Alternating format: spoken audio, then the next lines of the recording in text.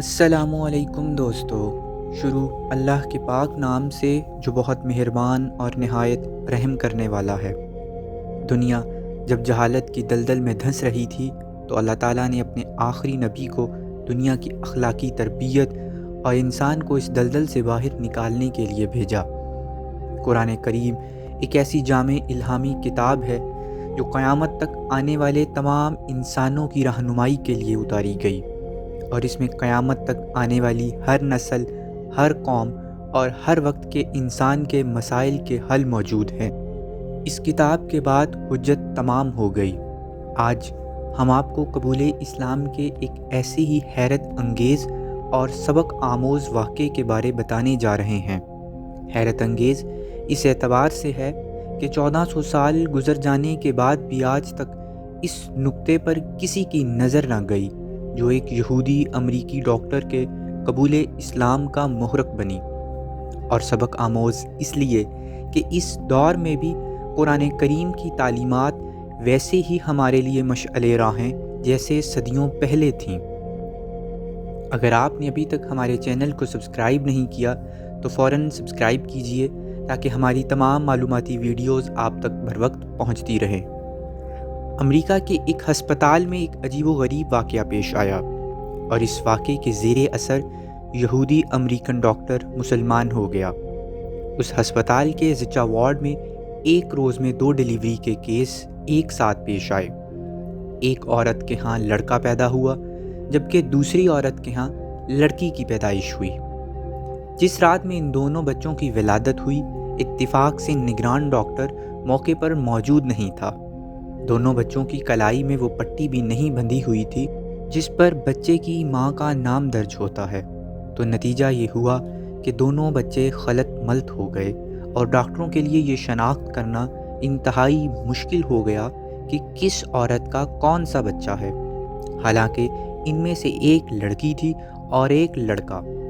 ولادت کی نگرانی کرنے والی ڈاکٹروں کی ٹیم میں ایک مسلمان مصری ڈاکٹر تھا جس کو اپنے فن پر بڑی مہارت حاصل تھی، اور امریکن ڈاکٹروں سے اس کی بڑی اچھی شناسائی تھی، اور اپنے سٹاف کے ایک یہودی امریکن ڈاکٹر سے گہری دوستی بھی تھی۔ دونوں ڈاکٹر اب سخت پریشان تھے کہ اس مسئلے کا حل کیسے نکالا جائے۔ یہودی امریکن ڈاکٹر نے مصری مسلمان ڈاکٹر سے کہا کہ تم تو دعویٰ کرتے ہو کہ قرآن کریم ہر چیز کی تشریح کرتا ہے، قرآن میں ہر مسئلے کا حل موجود ہے، تو اب تم ہی بتاؤ کہ ان میں سے کون سا بچہ کس عورت کا ہے۔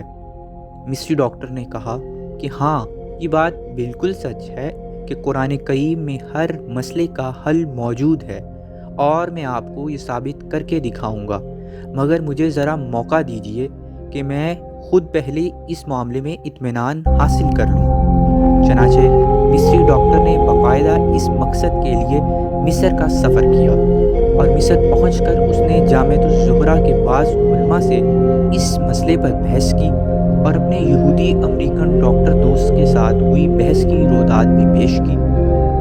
زہروی عالم نے جواب دیا کہ مجھے طبی معاملات و مسائل میں ادراک حاصل نہیں ہے، ہاں البتہ قرآن کریم کی ایک آیت پڑھتا ہوں، آپ اس پر غور و فکر کریں، اللہ تعالیٰ نے چاہا تو آپ کو آپ کے اس مسئلے کا حل ضرور مل جائے گا۔ چنانچہ عالم نے سورۃ النساء کی آیت نمبر 11 پڑھی کہ مرد کا حصہ 2 عورتوں کے برابر ہے۔ مصری ڈاکٹر نے اس آیت پر غور و فکر شروع کر دیا، اور اس آیت کی گہرائی میں جانے پر بالآخر اسے اس مشکل کا حل مل ہی گیا۔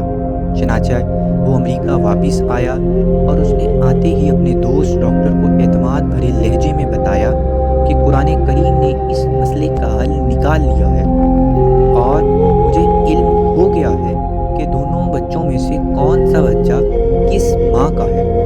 امریکن ڈاکٹر نے بڑی حیرت سے پوچھا کہ یہ کس طرح ممکن ہوا۔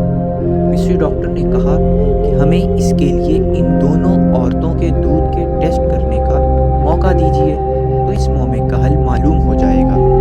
چنانچہ تحقیق کے نتیجے میں معلوم ہو گیا کہ کون سا بچہ کس عورت کا ہے، اور مصری ڈاکٹر نے اپنے دوست اور باقی ٹیم کو پورے اعتماد کے ساتھ اس نتیجے سے آگاہ کیا۔ تمام لوگ پریشان تھے، تو مصری ڈاکٹر بولا کہ تحقیق سے سامنے آیا ہے کہ لڑکے کی ماں میں لڑکی کی ماں کے مقابلے میں 2 گنا دودھ زیادہ پایا گیا ہے۔ مزید یہ کہ لڑکے کی ماں کے دودھ میں نمکیات اور وٹامنز کی مقدار بھی لڑکی کی ماں کے مقابلے میں 2 گنا زیادہ ہے۔ اور پھر مسٹری ڈاکٹر نے پوری ٹیم کے سامنے وہی قرآن کی آیت تلاوت کی جو زہروی عالم نے کی تھی کہ مرد کا حصہ 2 عورتوں کے برابر ہے۔ اس کے ذریعے اس مسئلے کا حل تلاش کیا گیا۔ اس واقعے سے یہ بات سامنے آتی ہے کہ قرآن آج بھی انسانیت کی بھلائی کے لیے آخری سہارا ہے، اور اگر ہم نے اس کتاب سے رہنمائی حاصل نہ کی تو ذلت ہمارا مقدر ہوگی۔ مغربی اقوام نے قرآن مجید میں پوشیدہ اخلاقی اقدار کو اپنے قوانین میں شامل کر لیا اور وہ دنیاوی ترقی کی راہ میں آگے نکل گئے۔ اللہ تبارک و تعالی ہمیں اور آپ کو